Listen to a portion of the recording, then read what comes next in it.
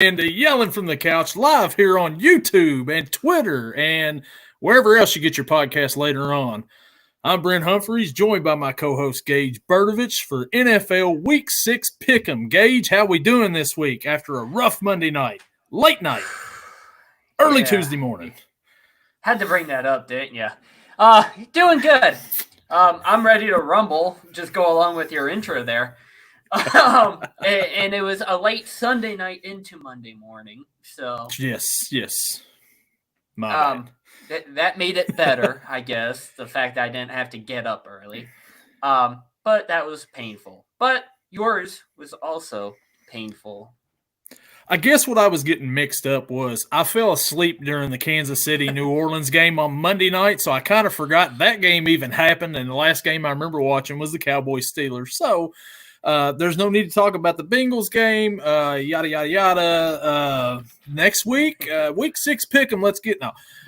Man, the offense looks really good for the Bengals. I mean, really good.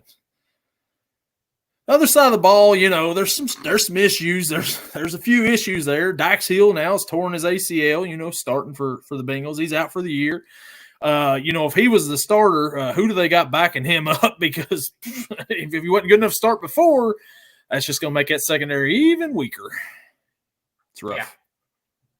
Hey, and, I know what it's like with injuries right now. We have, Alex Highsmith and possibly Nick Herbig out. I don't even know who's going to be the edge rusher on the other side of TJ. I have no idea who it is. A couple offensive linemen hurt, a couple running backs hurt. Pat Freiermuth popped up on the injury report today. It's not a fun time for either of us right now. But it seems like there's a lot more injuries this year than in the past, and I don't know what's going on with that. And your fantasy football, we was just talking about before we hit air here. We're watching the Thursday night game live. Jordan Mason's walking to the locker room. Not good. So their backup running back there is in. Yeah. So, yeah, that's talking about injuries. That's even more right there. But, yeah, so this is, San Francisco's up 13-0. But, man, it's just – it went down. Looked like he got the wind knocked out of him, but I'm not real sure. But you were just talking about your other wide receiver that you had in your fantasy team is out for a little while, and Nico Collins, man. Yeah, it's all going downhill right now. I was 4-1 entering this week, and that I think is going to end right now. They're calling it a shoulder injury, questionable to return. Showing the replay right now. I mean, it looks like a normal tackle. Yeah, I thought he was landing on the ball there, and that might have knocked the wind out of him. Is what I was hoping, but shoulder injury, man. I don't know how many yards did he have before he went out. He had quite a few. He broke off a big run earlier.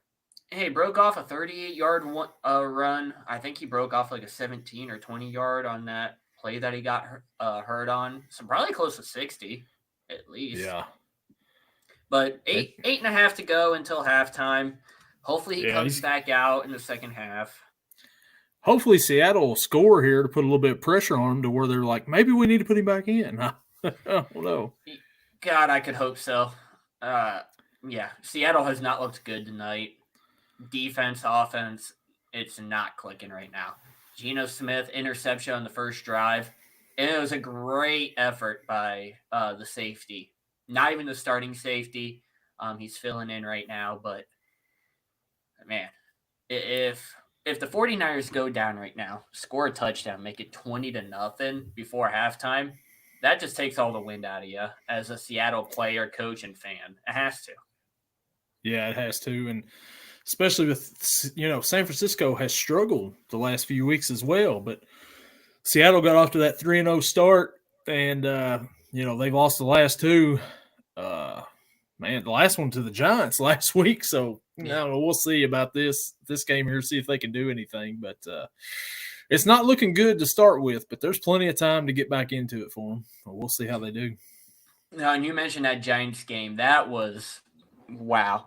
Out of all ways you could think of how to pull out a win, blocking a field goal and returning it has to be at the bottom of your list. That's just not something you expect to happen. Yeah, no, definitely not at all. And this running back in for San Francisco now, I'm not familiar with this guy. I've seen him play just because he's been the backup to Mason with McCaffrey out, but he's not the same type of running back that McCaffrey or Mason is. But I think he is a rookie, so and who knows? With the way the NFL treats running backs right now, he might be a starter on another team next year. So they probably will. They got Debo in the backfield right now. I was going to say they're probably going to use Debo as a running back a little bit here, which he takes the handoff. Kind of like what Dallas was trying to do. Somebody said, they got CeeDee Lamb running, in the backfield back there. Yeah. Because, hey, we decided to pay him instead of trying to pay a running back like Derrick Henry to come play. So we're going to run him at running back too. But like teams like right now, 49ers, they're proving – not really proving. I guess a 2-3 record doesn't prove much, but you don't need to pay a whole lot of money to a running back. You got McCaffrey. He's been hurt. He hasn't played a game yet this year. He might not either. Yeah, Mason has stepped in and done great as a starter. And now Isaac Guerendo comes in and takes over for him. They're not paid. They don't have their extension. Together they're probably making $5 million, if that. I don't know. If that. Yeah, I don't know what Mason's salary is, but Guerendo's salary cannot be that much. You can add Brock Purdy's salary in right now, and it probably wouldn't add up to $5 million with all three of them. That's how cheap they are in the backfield. Yeah, they just showed that graphic a little bit ago. Brock Purdy is the 81st highest paid quarterback in the league at $940K. Like 81st out of 32 teams. Yep. So that's three quarterbacks per team, and he's still at the bottom of the list. Oh man, that's as a steal for San Francisco right now. Oh yeah, I mean you gotta this year. I mean you're 2-3. Purdy's likely to get his extension next year, so you need to win a championship this year. With the cheap quarterback that you have and the other people you've been able to sign. Otherwise, you're going to have to pay him next year. You're going to have him. You're going to have Bosa. You're going to have McCaffrey all on there. Plus, Ayuk you just gave the big extension to. What if they don't extend Purdy? Like, this is his third year. Next year could be his last. And then he goes off to somewhere else and gets a big contract. Then they might really be at a loss at the quarterback spot. That or unless they draft a quarterback out of college, but we've seen how that happened last time for them when they took Trey Lance at the number 3 pick. That was not good. They traded away a bunch of picks to get that, and then they ended up trading him for like a 6th rounder to the Cowboys. Like, here, take him, please. Take him. Get him out of here. We've made a horrible mistake. Yeah. So how do we do last week on picks? Last week, let me tell you, we were both above 500. Oh, that's good. All right. I went 7-6 last week in picks. You went 8-5 last week in picks. Keeping that above 500 streak going. Overall, you are 47-27 on the season, and I am back to 500 at 37-37. Oh yeah. 47-27. Wow. I could have a couple bad weeks and still be above 500. Yes. Pretty good start there for the season there. Man, but I'm back to even, so I'm feeling pretty good. I think this is going to start to level out a little bit with the NFL. The offenses are starting to pick things up now. The first few weeks, there was not much offense to go around. And last few weeks, they've been kicking it in, and, oh, boy, Juszczyk just got blown up on this play here. But, the offenses have really been kicking it into gear here the last couple of weeks, and I look for that to continue even more, especially, firsthand experience. The Bengals offense has really picked it up. It's just their defense has let them down. But, man, Joe Burrow, Chase, Higgins, all of them has looked pretty good. Your quarterback situation, speaking of good quarterback play, who's starting this week, Gage? I don't know. I want it to be Fields because I don't know. I mean, he's 3-2 with the Steelers this year. He has 1 pick. He has 5, 6, 7 passing touchdowns, maybe 5. I don't know. Let me see here. He has 5 passing touchdowns, like 3 or 4 rushing touchdowns. He already has more touchdowns than what Kenny Pickett had last year and in his first year. So it's already a step above. Like I mentioned, the 1 pick. He should have had another one last week against the Cowboys that the defender just went right through his hands. But his problem has been fumbling. He's fumbled in every game this year. Some of it of his own problem, like the one we saw against the Cowboys. And in others, the fumble gets credited to him when the snap goes boom, right past him and ends up 20 yards as a sack. So I can't blame it all on Justin. He's done, I think, great. He had worst game, 55 completion rate, but still, you're at a 67 completion percentage, almost 67 for the season. Just under 1,000 yards passing. If you add in the rushing yards, he's over 1,000 yards. Touchdown totals, keep him in, and we're going to have our first double-digit touchdown passer since Big Ben. I don't know why you would start Russ, especially this week. Full participant in practice, but he hasn't taken many hits. And I don't know. I mean, you got to give him 2-3 weeks of full participant at practice before you can even think about starting him. But it's tough. Right now, I'd be more focused on getting wide receiver. I was hoping Devontae Adams would get traded over here, and I wouldn't really care what we would give up for that, as long as it's not Pickens, so this way we can have a 1 and 2. But right now, you're rocking with Pickens. He had black eyewear on his face for the game on Sunday that said always something open. And he ended up with 2 catches. Not many targets, but he also had a drop. You had Connor Hayward with 2 drops, both key drops, one a wide open pass that would have been a touchdown, and another one that was a 3rd and short play action rollout that he dropped. And then Van Jefferson dropping passes. I can't blame everything on Justin. I can't. When you have an offensive coordinator that's run first and your running back is running into the tackles and getting 2-3 yards a carry, that's not going to work. Cordell Patterson, his couple of runs this year have been explosive. They've gotten 8, 9, 10 yards a carry, but he's hurt, and he's going to be out again this week. Jaylen Warren, same thing. He's listed as doubtful, but was a full participant in practice this week. You can't have Najee Harris and Aaron Shampklin, I think, alongside Jonathan Ward in your backfield in a run-heavy offense, because it's not going to go well for you. And that's what it is right now. You're tight end heavy on the passing game. It's not a fun time. It's not a fun time right now. Not fun right now. I'm not looking forward to Sunday's game against the Raiders, because if we blow it, that might be the end of everything. So I agree with you. I think Justin Fields should get the start. He's not played bad all year. Like you said, Russell Wilson needs at least a few weeks. And that's if, Justin Fields is, not played well the next few weeks. Mm-hmm. Then you think about going to Russ. But if he continues to play decent and they don't lose a whole bunch of games because of him, then, you stick with Fields. He's been there the whole time. The players seem like they're rallied around him, from what I hear. So I would just stick with Justin Fields in that situation there. No need to have a quarterback controversy just because it's Russell Wilson back there who won a Super Bowl 10 years ago. Yeah.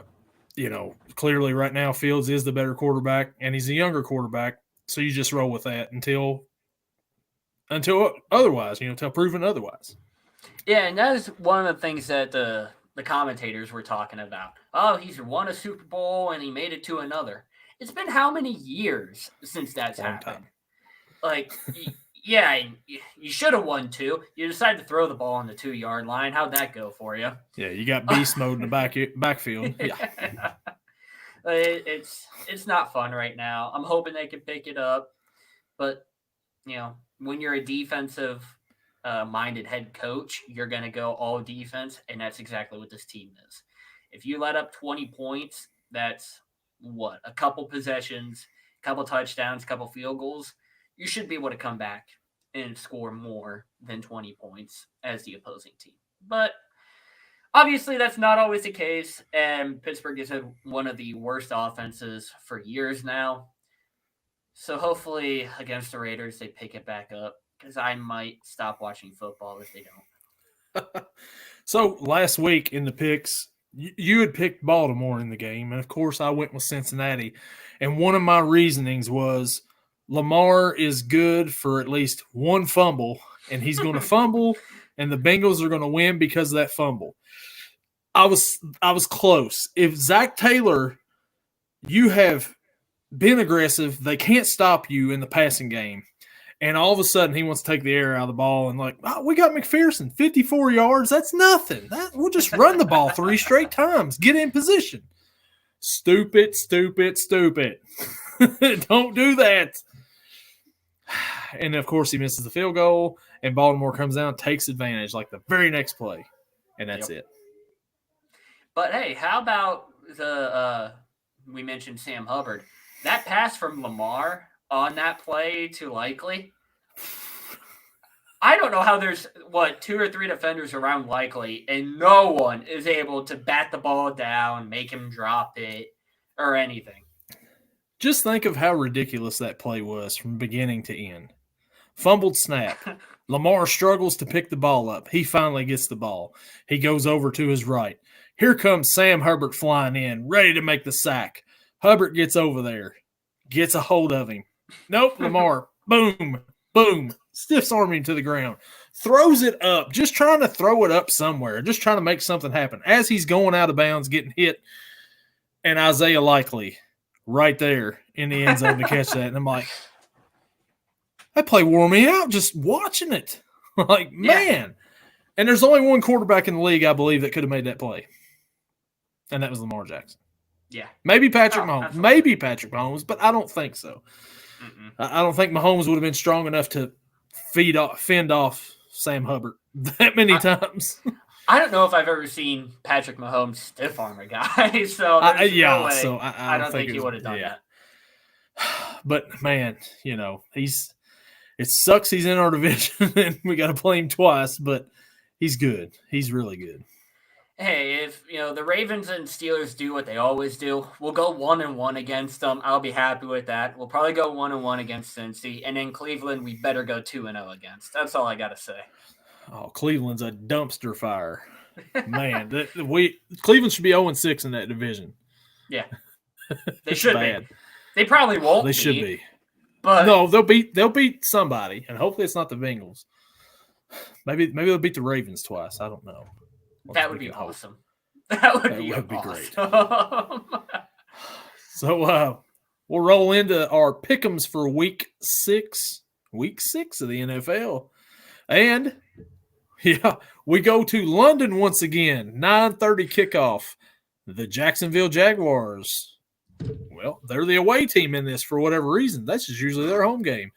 Yeah. Face the Chicago Bears. Chicago's a 1-point favorite. The over-under is 44.5. Gage, Jacksonville got their first win last week. You like them to get their second this week?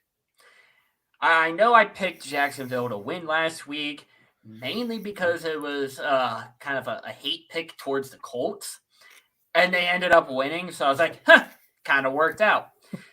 But the Bears, they've kind of starting to pick it up a little bit. Caleb Williams is getting in the groove. DJ Moore, 2 touchdowns last week. I think he had 100 yards. And DeAndre Swift is finding his way right now. The Jags, they're out a lot of players on defense. Mentioned, I forget if it was last week or 2 weeks ago, but their main linebacker, Aluakon, out. And I believe he's still going to be out this week. Key part of that defense is just gone. You now have Josh Hines-Allen, but he hasn't really made an impact this year. He got his extension and said, all right, I'm going to forget how to play football. The Bears, they've been putting up a lot of yards. They've been putting up a lot of points. And I think they're going to continue. Give me the Bears in this one and give me the points as well. Only a 1-point spread, so they got to cover it. Yeah, so the Bears, they've looked better. They've improved every week, I believe, since the first week of the season. Caleb Williams is, playing decent, he's not been the best rookie so far in this No. quarterback draft class, that's for sure. But he's played decent. Last week, Jacksonville got their first win of the season. Congratulations to them. They're no longer the winless. They're going over to their second home away from home here in London. I don't think it really matters on this. I don't think it matters where they're playing at. They could play in Jacksonville. I like the Bears to win this one. I think that they've got something brewing up there. I like them to win this game here, and I like them to cover because it's just a 1-point spread. So that's basically a pick 'em. And for this one, I'll pick them the Bears. The next matchup, the Arizona Cardinals travel to Green Bay to face the Green Bay Packers. Green Bay is a 4.5-point favorite. Gage, what do you think about this one? I think this is going to be a good game. I think the main factor of this one is going to be the location. It's in Green Bay. We're in October now. It's starting to get cold. I think that's going to affect the Cardinals a lot. You still got Marvin Harrison, who he's been quiet recently, very quiet. He had 2 or 3 touchdowns in that one game, and that was almost about it. You still got James Conner, you still got Trey McBride, but the Packers, they have a lot to overcome from the Cardinals. They got Jaden Reed. He's been a dog this year. Jordan Love, when he's played, he's been on fire. I don't see any reason why the Packers should lose this one. Would not surprise me if they dropped it, but I don't think they will. Give me the Packers. Give me the points. It's in Lambeau. I think the weather is going to be a huge factor in this one. So the Packers last week, both these teams won really close games. The Packers, kind of held on there towards the end against the Rams to pull off that win in L.A., which that's no home field advantage for anybody. They're the Rams. No. I mean, does anybody really care about the Rams or the Chargers in that city? I don't think so. The Green Bay, the Cardinals last week, they pulled off an upset at San Francisco. One of the better teams in the NFL, everybody assumed. Kyler Murray, he's played pretty decent so far. Call of Duty hasn't come out yet, so he's still focused on the football. I think they're going to get Marvin Harrison involved a little bit more this week. They've got to, right? I mean, because he had that one good week. He's been, he's the best wide receiver in the draft. James Conner, good running back there for him. I'm going to go with the Packers on this one too. They're at home. I just think that, the first week when Love came back, they kind of struggled a little bit. And I think that they're going to get things back going again. I think LaFleur is a really good coach. He took, he made Malik Willis look like a pretty decent player back there at quarterback for him when he stepped in. Yeah. And Jordan Love's better than he is. So I think I'll roll with the Packers on this one as well. And I like Arizona to cover that spread, though. 4.5's a lot. And DK Metcalf is out of bounds on that. The next matchup, the Indianapolis Colts. Oh, boy, this should be a good one. Travel to Nashville to face the Tennessee Titans. Tennessee's a 2.5-point favorite. Gage, what do you think about this AFC South matchup? Whew, can't talk. I think either way the Colts are going to win. But the level of win is going to depend on who's quarterbacking this week. Is it Joe Flacco? Is it Anthony Richardson? Head coach already came out and said when Richardson is healthy, he'll be the starter. Why? I don't know. Flacco's done great in the game and a half that he's played in. Even though they lost last week, he still put up great numbers. It was just their defense that couldn't do anything. If it's a Flacco game, I think it's going to be a blowout. If it's a Richardson game, though, I think it's going to be a lot closer. Either way, I'm going to go with the Colts. What did you say the spread was? 2.5. 2.5. I wish Tennessee's the favorite by 2.5. Oh. Well, then, yeah. Give me the Colts. Give me the points. They're underdogs. I don't know how, but all right, let's go with it. This has got to be home field advantage or something on this. I don't see how Tennessee is a 2.5 point favorite over, Indianapolis. Indy lost last week, but they lost to Jacksonville. Jacksonville got their first win over Indy last week, but Joe Flacco put up a, decent game. And the last week, he beat, the Steelers, when he came in and played. I mean, he's played good since he's played really good the last couple of years when he's got shot, right? Yeah. Tennessee, on the other hand, Mason Rudolph came in and led him to a win. But they said they're going back to Will Levis as a starting quarterback, I believe, right? Didn't they say they were back with Will Levis? They did say whatever reason. Very disappointing that they would go back to him. Yeah, he hasn't proven anything. Like, I'm a Kentucky guy, okay?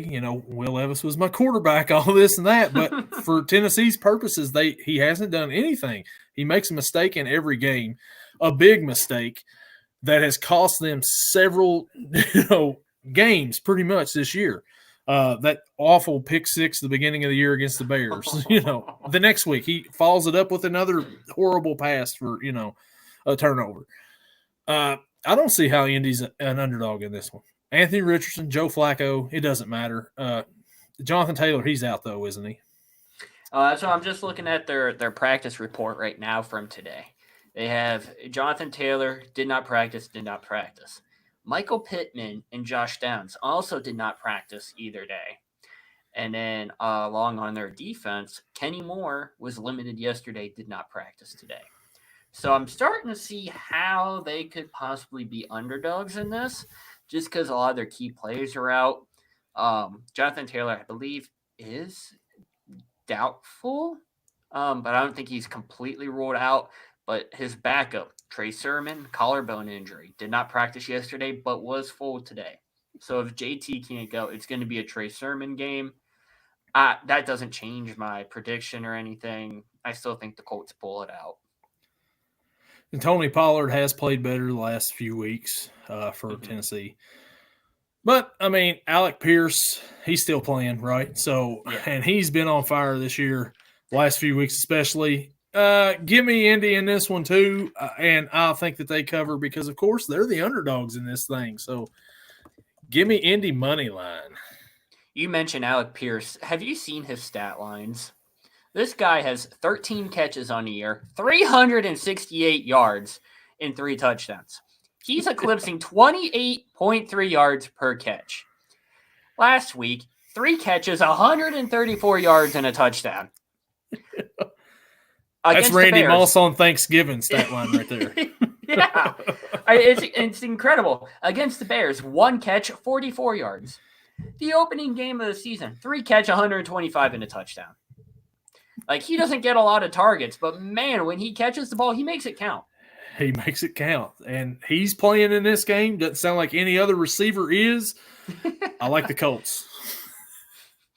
Alec Pierce, waiver wire pickup this week for fantasy? Maybe. Somebody, lost Nico Collins. Maybe they would put one in. I don't know. Trust me, I already tried. He's not there. Speaking of Nico Collins, the Houston Texans traveled to New England to face the New England Patriots. Houston's a 6.5 point favorite. The Patriots have Drake May making his NFL starting debut. He's not his NFL debut because he played earlier in the season, but making his first start in the NFL. Gage, do you like Drake May to lead the Patriots to an upset over Houston this week? I think Drake May is going to do better than what Jacoby Brissett did.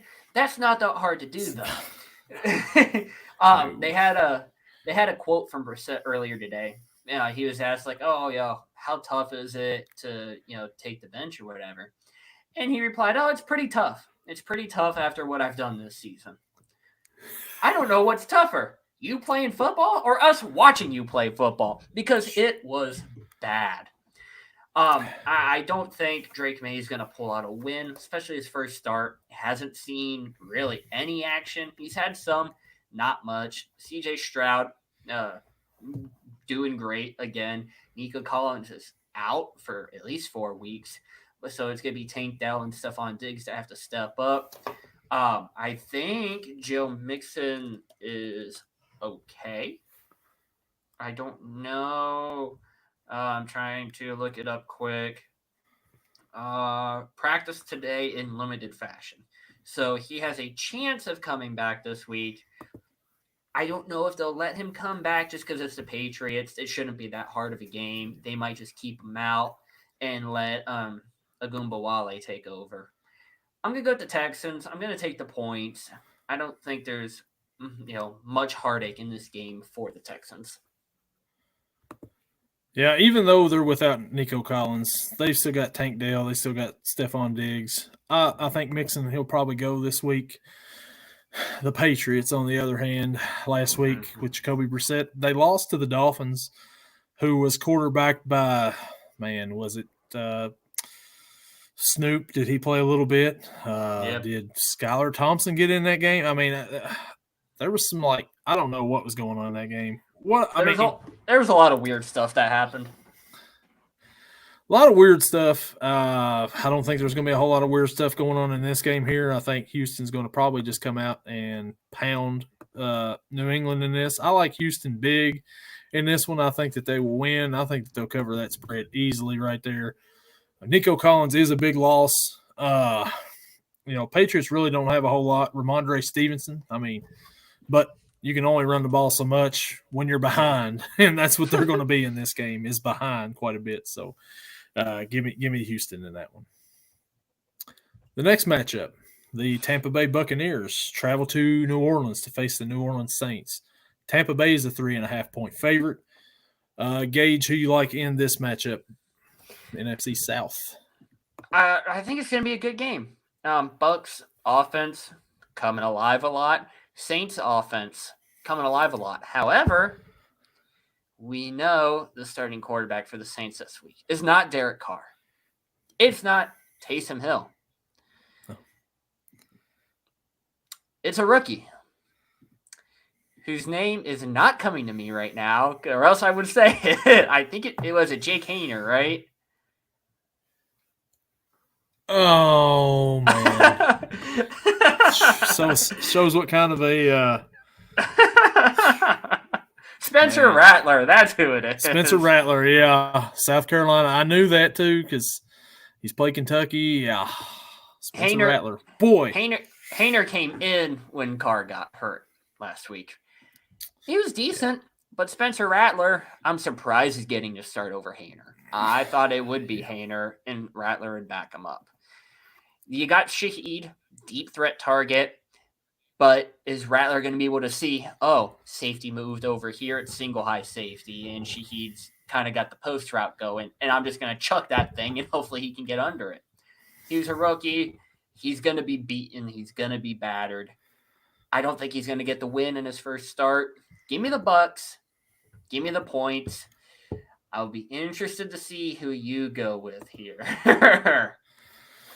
So, last week, those Tampa Bay Buccaneers played Atlanta on Thursday night as we was recording in what turned out to be a very entertaining ball game.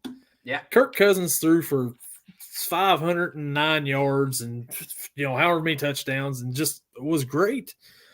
But, on the other side, Tampa Bay, they had a pretty good, game as well offensively. They've been tearing it up. They've had a good game every year offensively, except for, when I pick them. The Denver game was like, but maybe Denver's defense isn't that bad. Maybe we just, discounted them early. The Saints, on the other hand, with Spencer Rattler, I thought he was overrated, because he left Oklahoma, transferred to South Carolina. Did not think he was really that good of a quarterback. He was a lot better his senior year, but still, if you're starting him in the NFL, I think you've got some more problems there. This would have been a good spot to have famous Jameis come in and step in and play quarterback, but, they let him go to Cleveland. That being said, I'm going to set my irrational hate for the Tampa Bay Buccaneers off to the side this week. With everything going on down there with the fans of Tampa Bay and everything, with the hurricanes and all that and the footage of all that, I could set that aside for a little bit. But I'm going to roll with Tampa Bay on this one. I just think that they're the better team. They've got the quarterback, better offense.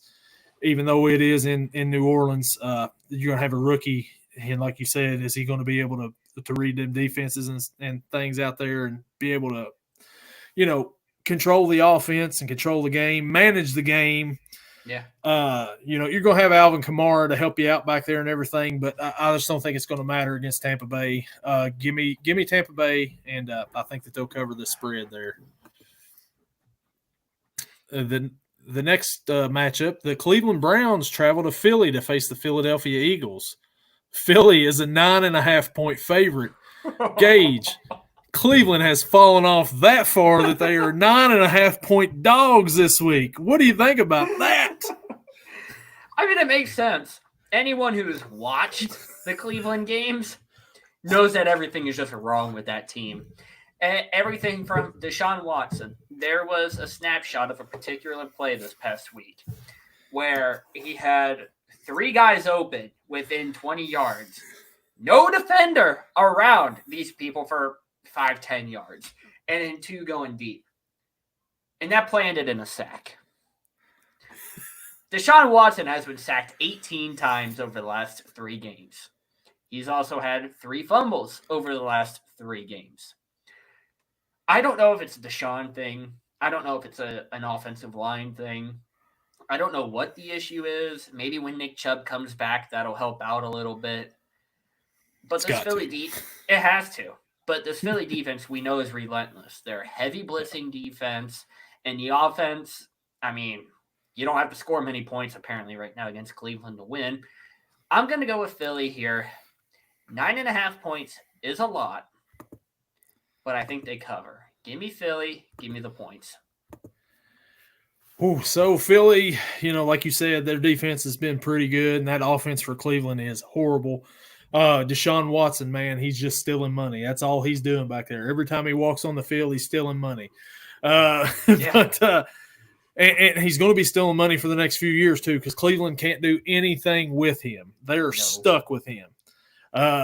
It's like Houston's like, thank you. We'll take Nico Collins. We'll take CJ Stroud. We'll take Tank Dell. We'll take Willie Anderson. Sorry, they didn't get CJ Stroud because of him. They got Willie Anderson because of him. But still, man, just like what highway robbery Houston had with Cleveland right there. And now Deshaun Watson is robbing them in the the checkbook.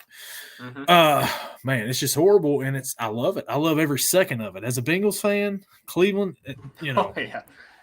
and you hear some of these Cleveland fans, last year before the season started, they were like, "Oh yeah, well we're going to be a whole lot better now. We've got Deshaun. We've actually got a quarterback. We got Amari Cooper. We got whoever." And it's like, oh, okay, that's nice and everything. And then this year, it's like, man, how did we pay this guy this much? It's like, with that being said, the Eagles haven't really looked that good on offense this year either. But I don't think it matters in this one. I like them to win. I'll have Cleveland cover this though, because 9.5 is a lot in the NFL, especially. But they're not winning this game. Philly's winning, but it'll be a cover for them. But man, Cleveland has fallen so much since the beginning of last season, and the cockiness of that fan base to where it is now. I love it. There was a meme going around after Washington and Cleveland played this past week. And it's a picture, Deshaun Watson in one half, Jaden Daniels in the other half. And the caption just says, watching Jaden Daniels and Deshaun Watson go head-to-head is very fascinating. Daniels plays a lot like Watson, except he's faster, smarter, stronger, more accurate, less creepy, more elusive. His teammates don't hate him, and his team's fans don't wish a lawsuit negates his contract. So, I mean, besides for everything else, they're basically the same player, except Jaden Daniels is just better in all those things. Yeah, I mean, just about the same player. Jordan Mason's back in, by the way, to start the second half. I like that. The next matchup we're going to go to, Deshaun Watson also had another lawsuit settled this past week. So, hey, Cleveland, he settled, so you still are stuck with him. Yeah. The last 1 o'clock matchup, and this one should be a good one right here. The Washington Commanders travel to Baltimore to face the Baltimore Ravens. Baltimore's a 6.5-point favorite at home. Gage, what do you think about this matchup? And do you think this has potential to be game of the week like I do? I do. I think it's going to be a lot of points scored. I think the big difference is Baltimore has a better defense than Washington. However, you brought up last week that Lamar fumbles a lot. I think that continues. Bobby Wagner, the leader of this defense, he recorded a 1.5 sacks last week. I believe he had a forced fumble, a lot of tackles for loss. He's going to be all over the place, and I think it's going to go good for them. This, however, will not be the underdog pick of the week, but I will go with the dogs. I'm going to go with the Commanders in this one. Maybe it's a little bit of hatred towards Baltimore coming in, but there's been comparisons all this week, Jaden Daniels to Lamar Jackson. And Daniels came out and said, I don't want to be Lamar. I want to be myself. I think he's going to come out. He knows he has something to prove this week. He doesn't have a lot of star guys around him. He has Terry McLaurin. You got Brian Robinson in the backfield, who's been a touchdown machine this year. I think he has won literally every game so far. But he's questionable. Austin Eckler's up there in age. After that, it gets a little bit sticky on who you got. But I don't think it's going to matter. Luke McCaffrey, he's kind of started to come alive a little bit. Yeah, he didn't see much action in the first 2 weeks, but they've gotten him more involved. I think it continues. Luke McCaffrey has more yards this year than his brother Christian. Just putting that out there. Well, I would hope so. He probably has more rushing yards than Christian does, too. I mean, he's had to have taken at least one jet sweep or something. Like, man. Just throwing that stat out there. I mean, out of the McCaffrey boys, Luke is by far the better McCaffrey this year so far. But with that being said, I thought you. Anyways. Nope, you're good. Give me Washington. Give me the dogs. Washington and Baltimore this week. I think this has potential to be game of the week for sure. Both offenses are going to put on a show. If you watch the Bengals and the Commanders game, you notice that if you had a defense, leave it at the house because it didn't matter. Whoever had the ball last was winning that game. Bengals and the Ravens, the same thing. There was no defense played in this. If you had defense, forget it. Leave it at the house. This week, Washington, Baltimore. Same thing's going to happen. It's going to come down to who has the ball last. Lamar is prone to make fumbles. I've said it week after week. In big spots, he will make a fumble. He will make a mistake trying to make a play. Jaden Daniels has looked awesome this year. I mean, since the first week he kind of struggled, but I mean, that's the first week of the season. Second week, they couldn't get in. They couldn't score a touchdown. It was all field goals, but they won the game. He exploded during the Bengals game, and he hasn't looked back since. But I can't pick against the Ravens at home in this one here. Unfortunately, I wish I could make that pick right there. 6.5's a lot. Give me Baltimore in this one. Baltimore by a field goal. Justin Tucker at the end kicks Baltimore into a win. Unfortunately, as much as I would like to see Washington win, I just think Baltimore's got this one. But it's going to be entertaining. Just wait. I know I said that wasn't the underdog pick of the week because I got one coming later. Maybe in the 4 o'clock slot, maybe a night game. I don't know. Got a feeling it's probably going to be the Sunday night game. The next matchup we got, the LA Chargers travel to Denver to face the Denver Broncos. LA's a 3-point favorite. Who you like in this one here in this AFC West matchup? This matchup looks a lot better now than it did at the beginning of the season, by the way. It does look a lot better now than at the beginning of the season, but I still don't think it's going to be that good of a game. No. Not much to say. I'm going to take the Chargers. I think they beat their rival, the Broncos. Give me the Chargers, give me the points, and what's probably going to be an ugly game. It's definitely going to be an ugly game. It's going to be like a defensive game here for sure. I've said it several times on here. Is Herbert still hurt, or is he back? He got hurt in that one game there. I think it was the Pittsburgh game, wasn't it? It was the Pittsburgh game. He had gotten hurt the week before, but he played in Pittsburgh. Got hurt, then got pulled out. Yeah. It looks like he's good to go. Oh, limited. Sorry. He was limited with an ankle injury, but it's not a did not practice. So I'm going to be under the assumption he's playing. Yeah, I don't think that really matters if he plays or not because they're wanting to run the ball. They've become a running team, even with him as the quarterback. The Broncos, they have looked a whole lot better the last few weeks. I mean, maybe not. They've looked a whole lot better. Bo Pix has played pretty good. Other than him fighting with Sean Payton on the sideline, which that got pretty heated there last week. I think that passion is going to turn to a win this week for the Broncos. Give me Denver, and give me. Let's see, what was it? They are a 3. Yeah, so give me Denver straight up in this one, and they'll cover because it's 3-point spread. And we have a touchdown for George Kittle. Yep. Toe drag swag right there in the corner for George Kittle. Perfect comeback route. The next matchup, 405 matchup. This is the old-time matchup right here. The Pittsburgh Steelers travel to Vegas to face the Las Vegas Raiders. Pittsburgh's a 3-point favorite. Gage, Aiden O'Connell is starting in this game. Minshew Mania is over in Vegas. Who do you like in this one? Oh, God. The nerves for this game are through the roof. Last 2 years that they've played, last 2 years that they played the Raiders, Kenny Pickett has led them to a win in both games. If Kenny Pickett can do it, anyone should be able to do it. I ranted at the beginning of this about Justin Fields and the entire team. No sense of going on that rant again. Give me Pittsburgh. I think the defense takes over. Aiden O'Connell, Gardner Minshew, they're basically the same quarterback. Give me Pittsburgh. And I'm also going to make a bolder prediction. At least 3 sacks and 2 interceptions for Steeler defense. So they're starting great value Derek Carr, as he's affectionately known as on the podcast.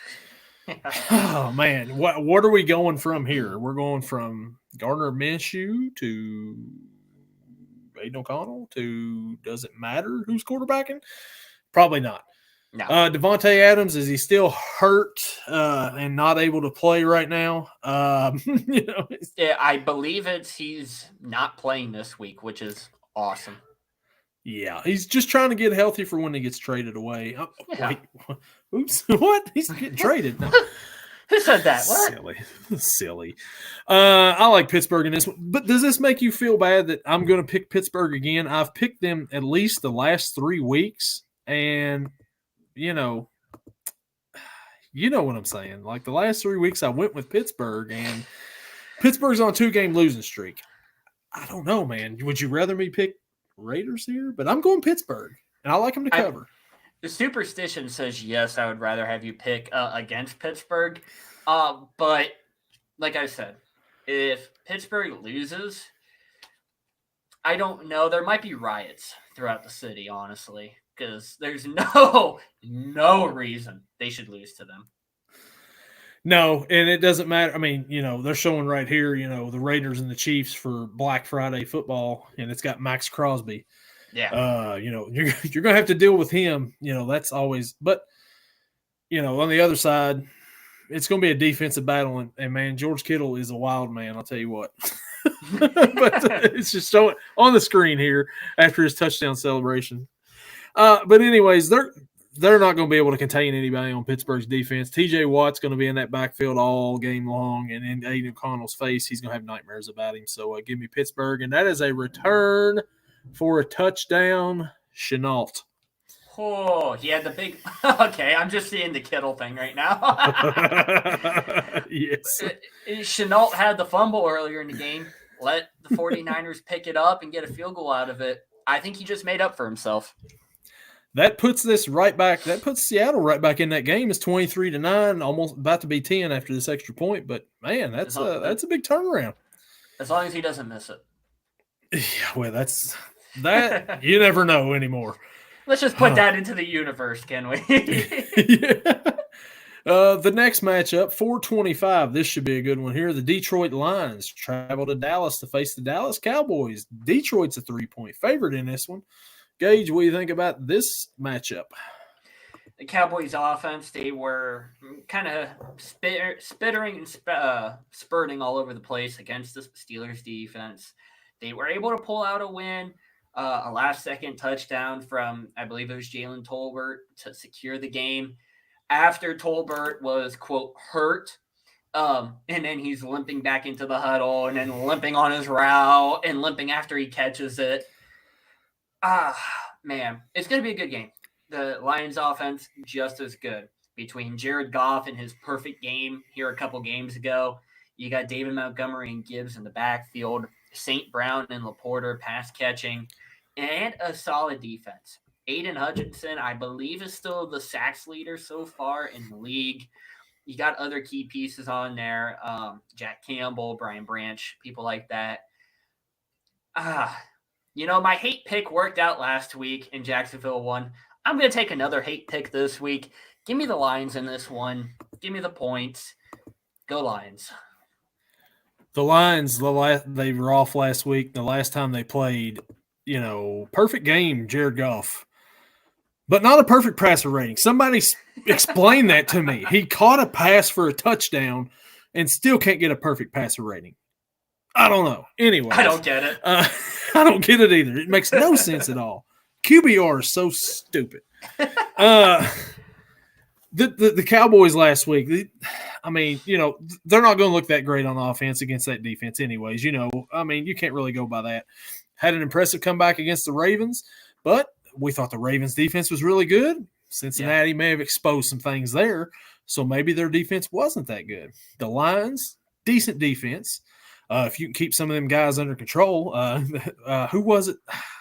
Was it Gardner Johnson that was about to go after the referee in that last game? Like he was like, yeah. It's like, you gotta back up, But Detroit offensively, has been playing pretty good so far. They got two good running backs out of that backfield, Montgomery and Gibbs. Laporta tight end. You got Amon-Ra St. Brown. Jamison Williams has really come on this year as a speedster out there for him.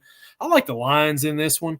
And I think that they'll cover that spread, the 3-point spread there. The Lions have just looked pretty good all season long. And, give me the Lions in this one. The next 425 matchup, why is this in prime time of the afternoon? Like, come on. The Atlanta Falcons travel to Charlotte to face the Carolina Panthers. Atlanta's a 6-point favorite. Gage, do you think the Panthers have any shot? Is this your upset pick that you were talking about earlier? Is this it? Maybe. It is going to be the upset underdog pick of the week. I'm going to go Carolina. Here's my reasoning. Andy Dalton coming off a bad game. He had a good game beforehand. I don't really know of Andy Dalton having multiple bad games in a row. Okay, well, as a Cincy fan, you may disagree on that. But other side of the ball, Kirk Cousins coming off 500-plus yards, 5 touchdown passes and a pick. I don't know. He can't have 2 good games in a row, right? He can't. And he's kind of defeated our narrative last year of Kirk can't win in primetime. Yeah, Kirk's been winning in primetime this year and not winning in regular time. I don't consider the 4 o'clock games prime time because it's not a night game. I know it may be considered prime time, whatever, but national TV spot, national TV time. There we go. But I think Kirk's going to go back a little bit. Bijan not completely healthy going into this game. He's questionable right now. I think he's still going to play, but I don't think he's going to be full force. So you don't really have to hone in on that running game as much when you don't have Bijan in there. You have to worry about Drake London and Kyle Pitts, yes. But this was Kyle Pitts' first good game of the season, and fantasy owners were happy with him and Drake London. Yeah. Upset pick. Panthers. Give me the Panthers. Obviously, they cover. I don't know why I'm doing it. It's probably a stupid pick, but let's have some fun with it. I got a little bit of games to play with. I am going to have to disagree with you on this one. I don't think that Andy Dalton, you said Andy Dalton hadn't had 2 bad games back to back. I could probably think of a few if I sit here and actually thought that far back. He's had a few, especially when he's bad, Andy, and he's out there and he starts off early and it's like, oh boy, we're getting bad, Andy, today. Thanks a lot. That's great.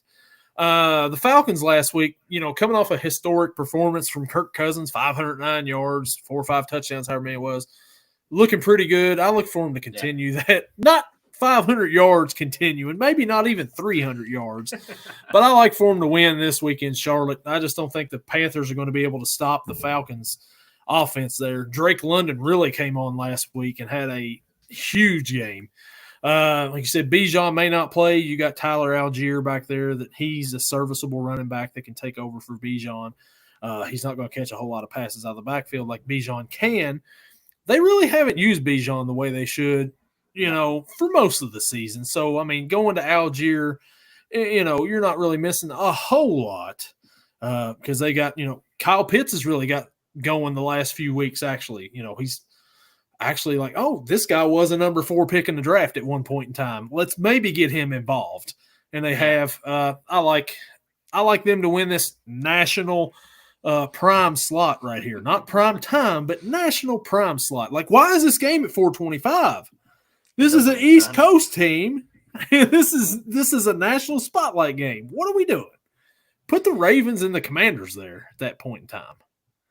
So you know what I mean? Going back to the Thursday night game, you mentioned Jordan Mason coming out for the second half. He took 1 snap and ended up back in the medical tent. I don't know what's going on with him, but I don't like this. He's up to 74 yards on just 8 carries. Get him back in this game. I need 100 yards out of him. And don't look now, but the Seahawks are getting the ball back again. San Francisco's punting once again. It's 23-10. Comeback time. Is that San Francisco about to choke a little bit here again? So I was the other day. I watched NFL Primetime, with Chris Berman and Booger McFarland, and they were going through the games. Gardner Minshew throws a pick, and anytime he says Minshew, he does the Minshew. Well, Minshew throws a pick, and he goes meh, like chokes. And Booger's like, "You all right?" And I'm like, "That's great." Oh, that is great. Chris Berman is the best. Oh, man. Oh, my God. So we go to a primetime game for real this time on Sunday night on NBC. The 1-4 Cincinnati Bengals travel to Jersey to face the New York Giants. Cincinnati's still a 3.5-point favorite in this one. Gage, you liking an upset in this one as well? No. But let me ask you this. How does it feel going into week 6 that the Giants have more wins than the Bengals do? It doesn't feel good at all. This was not on my bingo card by week 6 that the Giants would have 2 wins and that the Bengals would only have 1. I'm not surprised that the Bengals are the favorites. Jamar Chase came alive last week. To be fair, that whole offense came alive. But their defense, like you mentioned, stayed at home. You don't need that good of a defense against the Giants. But what you do need to watch out for is Malik Nabers. We don't know. I don't think for sure it's been yes or no on if he's playing or not this week. I'm just looking it up real quick. Or officially did not practice through 2 practice. Okay, so players not spotted or officially did not practice through 2 practices this week. Malik Nabers is one of them. If he's out, that's a big hit to the Giants offense. Yeah. To where it might be like last week, where the Giants offense doesn't have to do much, and it's their special teams carrying them. Special teams for the Bengals has been a little rough recently. McPherson's been missing field goals. I believe there was a blocked kick or 2. but I don't think it's going to matter. I'm going to go with the Bengals here. Should be an easy game to go home with a win. Give me the Bengals. I think they get their second win and match the win total of the Giants. So the Giants, they've gotten Malik Neighbors involved when he played. When he's not playing, they get Wan'Dale Robinson involved. Yeah. Daniel Jones hasn't been bad the last few weeks. I mean, he's actually playing like he's trying to get a contract extension like he was a couple of years ago. And the Giants are not wanting to do that. I know they're not wanting him back again next year. They don't want Danny Dimes. They want somebody else. The Bengals, on the other hand, that defense is just absolutely horrible, but that offense is elite. Jamar Chase finally got it going the last few weeks. T. Higgins finally got it going last week. Chase Brown's run the ball really well when he gets the ball. And Joe Burrow is just putting up some crazy numbers. I like that to continue again this week. I don't know if we're going to be able to stop the Giants a whole lot, but whoever makes the first stop, it's probably going to be the Bengals, and they may make a couple of stops and win, by about 10 or so. I like them to cover this one. Give me the Bengals to get their second win of the season and to stay somewhat sort of in that AFC North race. Somewhat sort of. I mean, I don't know. If they don't win, consider the season over. I will wear a paper bag next week and for the rest of this season that the Bengals lose. If they don't win next week, they've got to win. Got to. Will you come onto the podcast wearing a Giants hat if Cincy loses? Oh, man. I don't hate the Giants, so I'd be okay with wearing a Giants hat. But after they lose, I got a hate pick against them next week, because, man, you got to beat them guys, right? Got to beat them. They have to. Oh, man.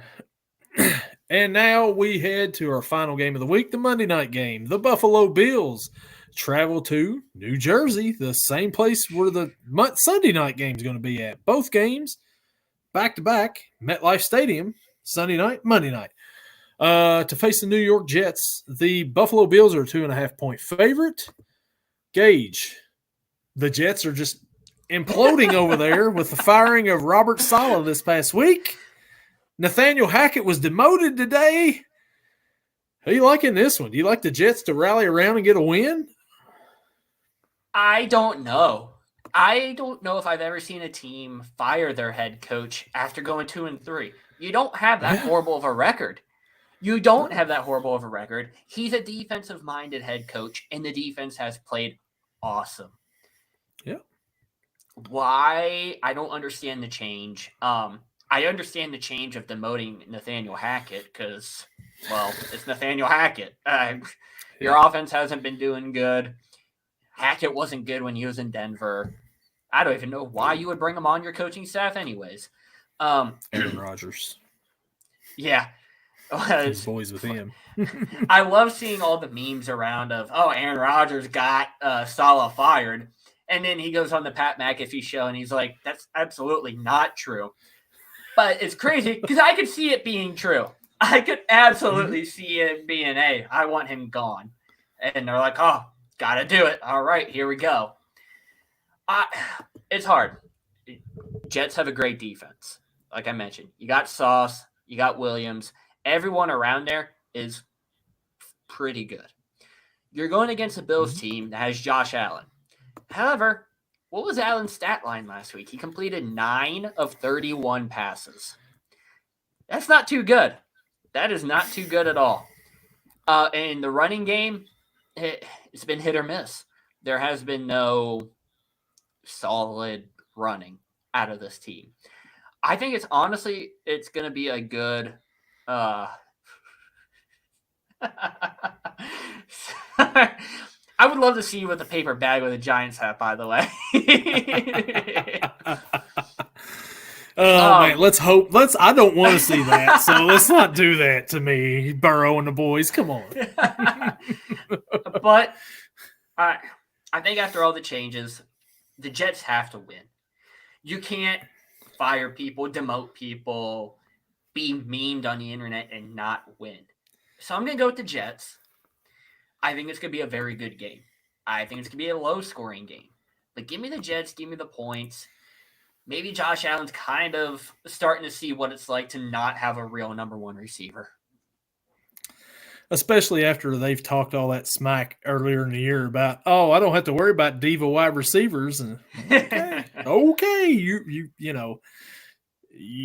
get real competition out here, and you're going to find out real quick. And I think Baltimore kind of knocked them down, a little bit, and they ain't been the same since. Houston beat them by 3 last week. Kenneth Walker just ran one in for a touchdown, or he's close to it. I don't think he got in. But the Jets, on the other hand, they lost 10-9 to Denver the week before last, a 1-point loss. Yeah. And then they lose by 6 to the Vikings in a game that they could have came down if Rodgers didn't throw that pick there and win that game in London. And you fire your coach over 7 points with a 2-3 record. I mean, it's like, okay, something else is going on there. Like you say, he's a defensive-minded coach. Defense was not the problem. It was the offense for sure. Rodgers, he hasn't been elite like they thought that he would be so far this season. He's older. He coming off an Achilles injury. I think this week, this is going to be my little upset pick. I didn't really pick a big upset this week, but give me the Jets in this one. I like them to rally around their defensive coordinator who's taken over, and I like for them to win. And I like for them to cover because, of course, they're winning the game, and Kenneth Walker just got in on that touchdown, by the way. And we have ourselves a ball game going into the fourth quarter here. Get ready to go into the fourth quarter, 23-16, almost 17. But the Jets win on Monday night. So, yeah, that's it for that right there. It's interesting that Saleh got blamed for last week's loss. It's like that dude had nothing to do with Aaron Rodgers throwing 3 picks. And 3 horrible picks. It's not like they were close. They were bad. So why dude got fired, I have no idea. I could not believe it when I read it. I was like, huh? Like, what? And then Hackett gets promoted, and the quarterback's coach steps in. I'm like, this is just – they're in shambles right now. But I think they bring it back a little bit this week. Yeah, as Joey says here in the chat, he says Nathaniel Hackett, he just can't hack it. So it's true. He can't he couldn't hack it as the offensive coordinator there. Oh, what a week, man. What a week. What a week. What a week. And, what about the baseball playoffs? What are you thinking about the baseball playoffs so far? Me and my roommate were jumping up and down last night when the Mets eliminated the Phillies.